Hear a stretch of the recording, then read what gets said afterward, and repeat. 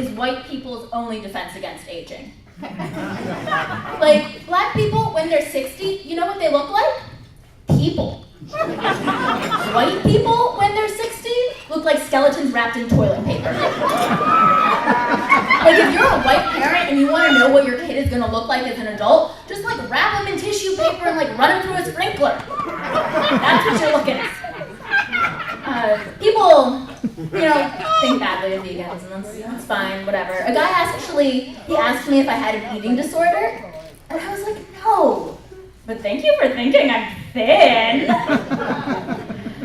Actually, what I do have is an anxiety disorder. I get like really scared about just like random, nonsensical things, and it's really embarrassing. Like right now, I keep thinking my boyfriend's gonna kill me. It's weird because I'm not seeing anybody. I just broke up with someone recently. We'd been together for 2 years, and he told me that I just wasn't his type physically. Like, he said his ideal woman was like really tall and heavy set and black. Yeah.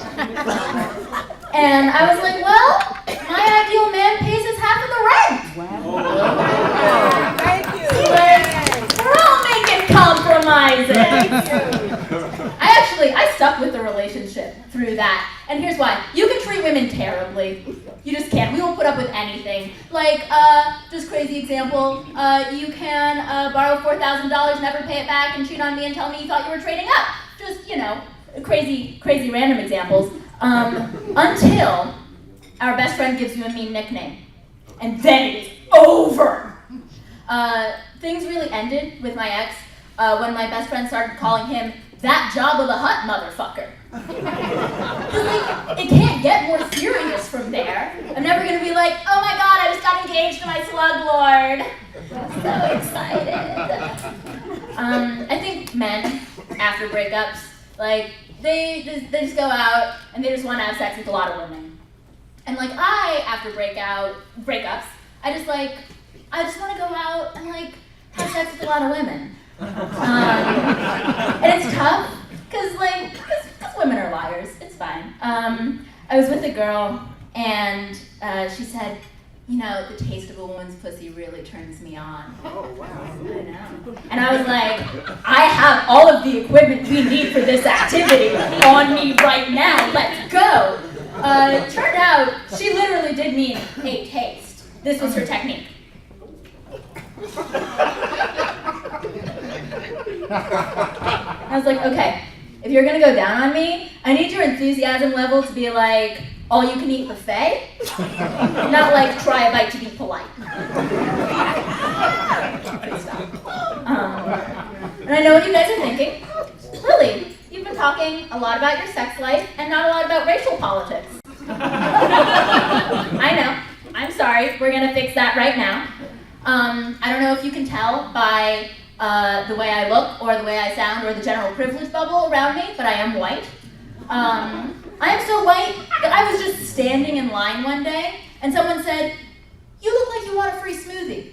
Wow. And I was like, tastes like privilege and mango. I grew up in a sort of weird bubble where everyone was either white or Asian. And Asians are just what white people would be if we were still trying. We've had a little too much time being the dominant power structure, and we don't care anymore. We're just coasting. When I was in 4th grade, my friend In Young was like, I go to Korean school on the weekends so that I can grow up and be successful. What do you do on the weekends, Lily? And I was like, I don't know, be privileged. It's easy. And despite growing up in this weird bubble, my parents really wanted me to be culturally sensitive. So when I was growing up, my brother and I, we weren't allowed to say black. We also weren't allowed to say African American. We had to say American of African heritage until, which is odd, until one day my mom came home and she said that she'd been reading the NAACP magazine. I guess most middle-aged white women do, and that it had said that the term Negro was coming back into fashion with leaders in that community. And I just want to point out back into fashion, the weird way to say it. It's like on the Paris runways this year, we're seeing a lot of high wedges and a lot of floral prints, and the return of the word Negro. And I think that this was actually part of a secret scheme to keep me from having black friends. Because can you imagine me as a 10-year-old, because this is exactly what I've looked like since I was 10. This is just a look. Just going up to a group of black kids on the playground being like, hey you guys, I hear the word Negro is coming back into fashion. What do you think about that? But I did grow up and make black friends, so it's every white person's dream. And one of them actually said to me, you know what, Lily, it's okay. You can use the N-word around me. I was just like, American of African heritage, please.